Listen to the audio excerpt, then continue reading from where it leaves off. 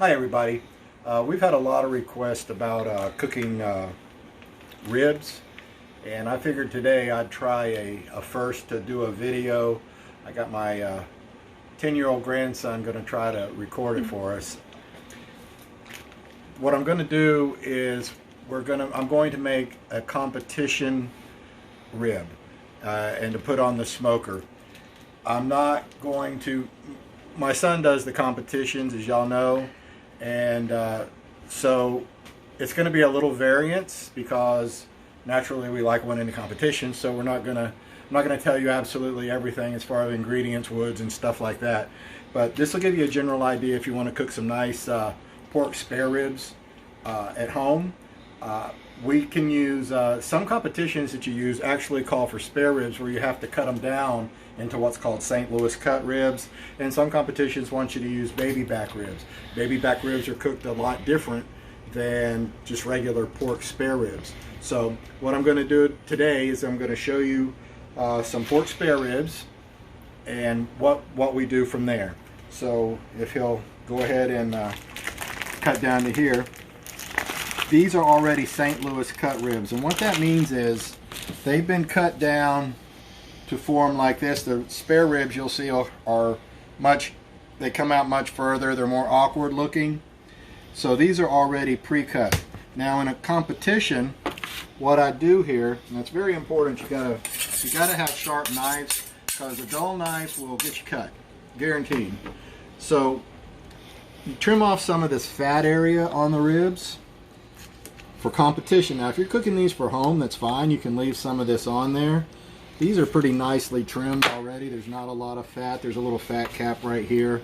We could probably leave that on. You don't want to take all the fat off because a lot of that is for flavor. Let's see here. Now I'm going to do 3 racks today, but I'm only going to show one, getting one ready, and we'll pause it. Now what you want to do, first of all, is you want to get these to what's called sweat. And to do that, what I'm going to do is I'm going to put kosher salt on. Now the difference between kosher salt and iodized salt is about twice as strong as kosher salt. So for kosher salt, you want to use about 1/4 teaspoon per pound of meat. And I can do that by judging. So basically what I'm going to do is I'm just going to sprinkle the salt on the meat side of the ribs. I'm going to flip it over. Do the same thing on the back side. Now what will happen here over the next 30 to 40 minutes, these are going to sit out at room temperature, and they'll start sweating. Okay, and I'm doing that. I'm going to put also a little bit of ground pepper, just regular old ground pepper. You can use just regular black pepper out of a can and shake it. I choose to grind the pepper. It's a little more coarse, a little stronger. These are regular old peppercorns, nothing special about them. So we'll stop right here in just a second. I'll get the other racks done and I'll be right back with you. Alright, I've got the other 2 racks done, but I want to show you something here. If you can see this rack right here, now this is fine to cook at home, but if we were going to use this in a competition because we want more even, we would cut this part right here off, probably at the first bone. I'm not going to do that here again because this is for the family to eat. I'm just going to trim some of the fat off there. These are already, it's about 72 degrees here in the house, and they're already starting to sweat. As you can see on here, they're already getting, I guess you'd say, juicy, so to speak. So what we're going to do is we're going to let these sit at room temperature for about 45 minutes. Then we're going to put the rub on them. Now a lot of people do this together, but here again, this is a competition style that I'm doing, so it's going to be just a little bit different. So we'll be back in about 45 minutes. Okay, it's been about 45 minutes now, and if Matthew will shine down here a little bit, you can see how the salt's been absorbed and how they've sweated and are rather juicy looking. Now here's something that I'm going to do for the ribs that some people do, some people don't. In a competition rib, I do. If you're cooking for family, you don't have to. And that's called the membrane. On the back of the ribs is a membrane. It's a very thin layer here. And Some people choose to remove it, some people choose not to. It's really easy if you want to. And for this, since it's a competition, like I said, I will. I'm going to cut some of this off here also. You can just kind of get under it with a paper towel. You can use a spoon to break it loose.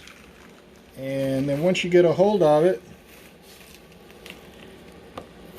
you just nice and easily pull this up. The salt does help loosen this some, believe it or not. That's why I didn't do it in the beginning. The salt helped loosen it up. It's just that easy. You can discard that. Now, as I said, I'm going to cut a little bit of this off. Here again, use sharp knives. Don't use a dull knife, y'all, because you'll cut yourself up. Now the important part. Now, if this was Nelson's Barbecue and we were doing a competition, the rub that my son would put on is a special blend of about 16 different ingredients. Our rub's pretty expensive to make, and people have asked if we sell it. Yeah, we sell it, but it's pretty expensive. This is not our particular rub. I'm doing this for color. This has several ingredients in it. I mean, it's got paprika, it's got brown sugar, it's got salt, it's got garlic, more salt, more pepper, some cumin, a few other things. No big deal. But now it's time to put the rub on. And what you see a lot of people do with ribs, which they shouldn't do, is they start to put the rub on and they start rubbing it in. That's not the way you do it. Even though it is a rub, what you want to do is sprinkle it on, kind of nice and liberal, and pat. You pat it in. Now, if you don't have gloves on, you can use your hand. I'm putting the gloves on just because it's safe. It's a little bit safer, as Matthew says. A little generous.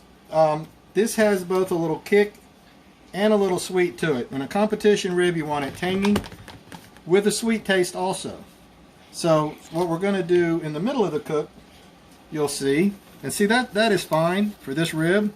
I'm going to flip it over, do a little bit on the back side.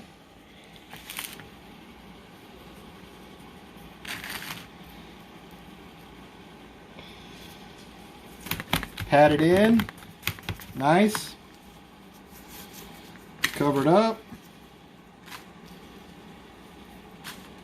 And here again, what I'm using here, this is for color. A competition rib has to have the right color also. That doesn't mean they're not going to taste good at home, because they are. Take another one here, sprinkle it on.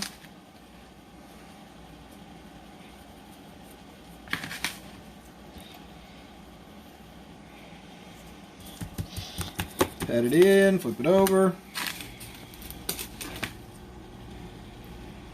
Now, while I'm doing this, let me explain a little bit about the cook. People have heard of the 3-2-1 method. You cook ribs for 3 hours, pull them off, cover them for 2 hours, then cook another. That's a real popular way, and it's a real popular way in Texas, but I'm not doing that today. It's going to be a little bit different. The complete cook on these ribs are going to be about 4.5 hours. And I will wrap them. I'm going to have to make a little more rub here. I will wrap them. He can keep filming. But I will wrap them at about 3 hours. We'll check the color of them, see how they're looking. Mixing up a little more rub here. I have most everything together, just going to add a little bit more.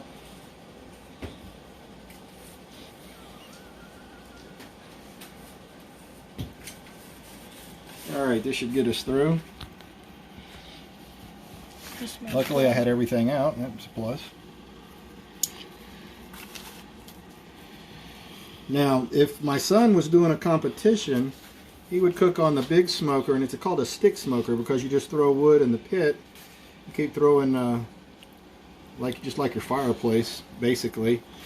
Different types of wood depending on what type of meat he's cooking. For our purpose today, I'm using a pellet smoker, an actual Pitmaster. It's called Pitmaster.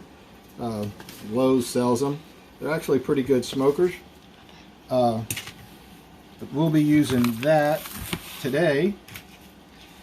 And Yeah. Oh, yeah. I think Matthew's wanting to eat them. He's not worried about anything to eat them. But this is fine. Now, what we're going to do here now, before we put them on the grill, is we're going to let this sit and smoke. I'll sit in here for maybe, I don't know, about 10 minutes. Then the next time you see me, I'm going to head it out to the smoker, and we'll go over more there. So, okay, we're out here now with the Pitmaster. Going to put these ribs on. We're going to cook these what's called low and slow for about 3 hours at 225 to 235 degrees. Whenever you cook spare ribs, you need to cook them between 225 and 275, especially in a competition rib. That's going to keep them nice, juicy, keep their color. So I'm going to put these on. Now, a lot of people will check their ribs every hour or so. Listen, there's no need to do that. If you've done everything right, push them together a little bit. If you've done everything right, you don't need to check them for 3 hours. The color will be right. You'll keep your temperature consistent. I'm putting these kind of separate because we're not having a brisket or anything on them. And a little bit more of that nice rub there. Spots. Now, what we're going to do here is close her down, go inside, have some Diet Mountain Dew, watch the news, see where the virus is happening on us today, and we'll be back in about 3 hours. Okay, everybody, what I've decided to do is, because the temperature here where we're at is only in the low 50s, I've turned up the temperature on the smoker to go from 225 to 250, and we'll go ahead and open it because I didn't put any water in with it, and because I've changed the temperature, I've got to change up the pattern of things I do. What I'm going to do is I'm going to mist them, all 3 racks, with apple juice. Now, if you were using cherry wood, you could use cherry juice, or you could just use water, whatever you want to use. But for this particular rib that we're doing, I'm going to, you can see the color of them, how it's starting to set. I'm going to spray them, mist them real good with some apple juice here. You can see they're starting to get a nice color to them, and that's what we're wanting in a competition rib. So there's that. It's starting to smell pretty good. In about an hour, we'll come back, and they should be just about ready to wrap. And we'll see you then in about an hour. All right, everybody, it's been 3 hours since we've had our ribs on. For anybody that doesn't do this all the time, what we're doing is we're looking for right now somewhere around 100, I don't know, somewhere between 150, 170 degrees. We don't have to check the temperature when we do them because we do so many of them. It's just feel and look. But for everybody, I'm going to go ahead and check the temperature with a quick probe here. You don't want to touch it on the bone. You want to get it in the meat. Like I said, we want it to be somewhere between 150 and 170 degrees. All right, that one's sitting at 188, 189. 170. So these are definitely ready. You could actually eat them now, but they're not anywhere near tender. You don't want to use tongs to take them off because that could hurt the bark. You see the nice color on them. Now the hard part, not the hard part, but the best part is taking them in and wrapping them. So we're going to pull these off. Look at that. This is what you want. You want them bending like this, but not breaking. On the flip side, you can see the bone is starting to separate just a little bit from the back. Rather hot. So we'll take a towel here. That was kind of stuck there.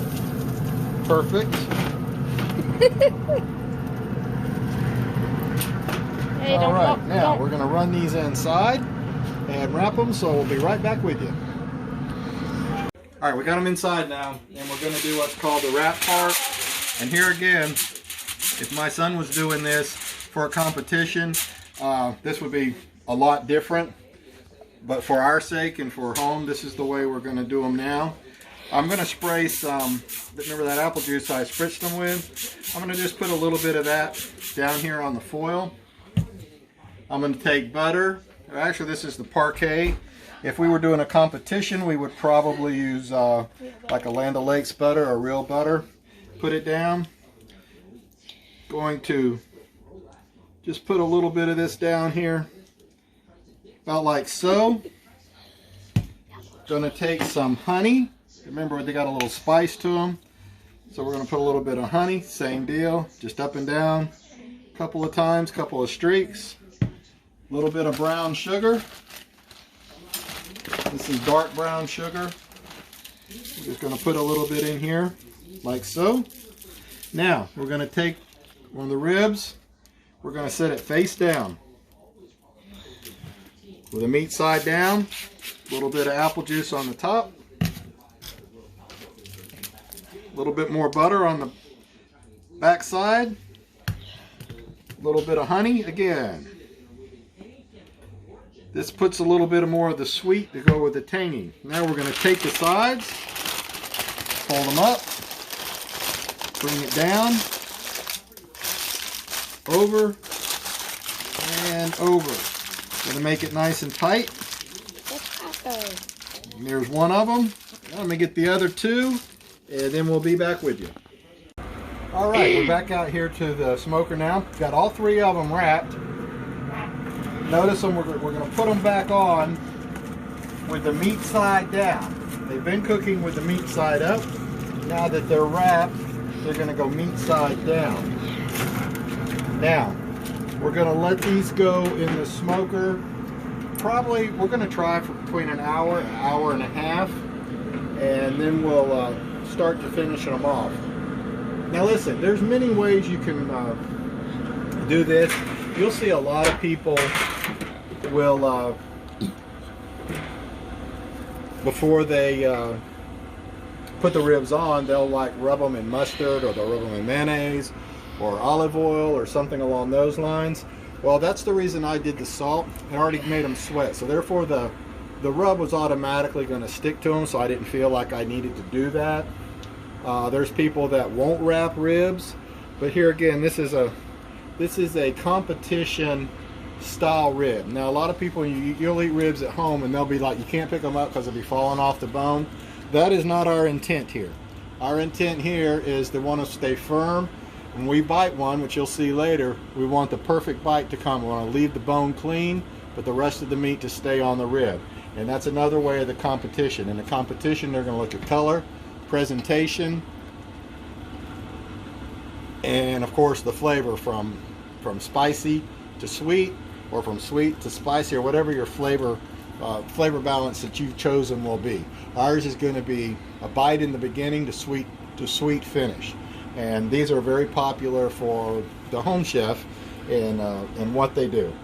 So here again, we're gonna let these go for about another hour and a half, and we'll see where we're at from there. We want our final temperature to be right around 207, 208, 209, somewhere in that area.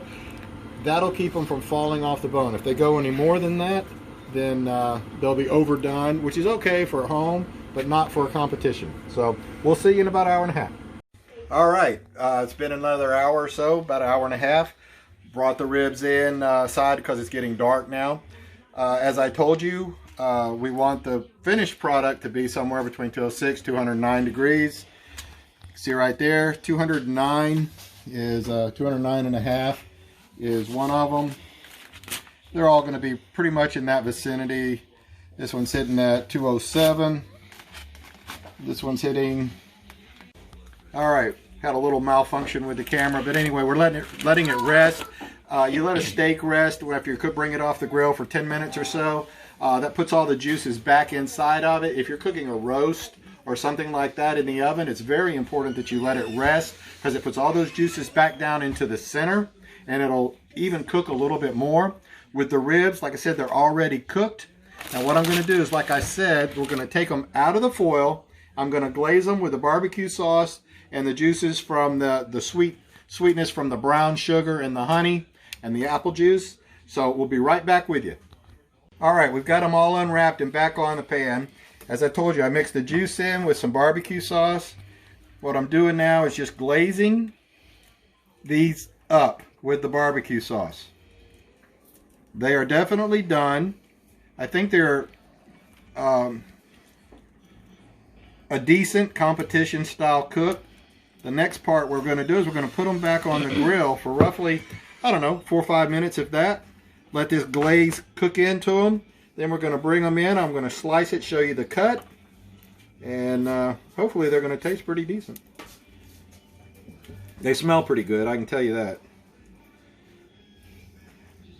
All right, we're going to run outside, put them back on the grill. Next time I come in, they'll be off the grill because, like I said, it's dark outside. So we're just going to go ahead and I'm going to put them on the grill, finish them off for about 4 minutes, then I'll be right back with you.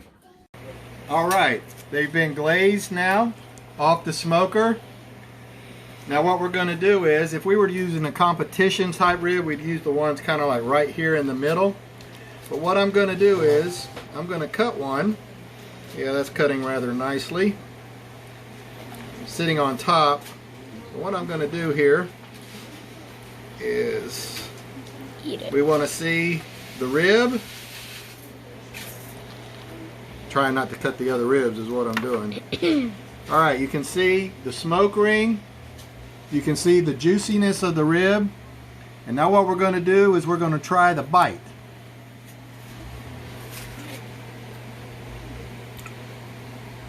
That's exactly what you want in a competition rib. You want to have the bite there.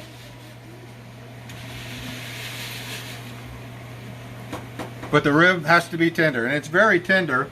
And what we'd do from here is we'd go ahead and cut one up. We'd put it on the plate, or we'd put several on the plate with a little bit of garlic toast. And if y'all know my wife Tammy, if we had the restaurant, was running the restaurant, there'd be some potato salad or some baked beans. Then you have the perfect meal. Like I said, there's many variations you can do on these ribs. This is a competition rib. If you got any questions how to do something or about anything, just let me know, and we'll be glad to help. Hopefully in the next couple of days, my son's going to be doing some pork belly, maybe a brisket, maybe some beef ribs, and we're going to see if we can't talk him into letting us film him some of it. So thanks enough for watching. Appreciate you. Have a great night.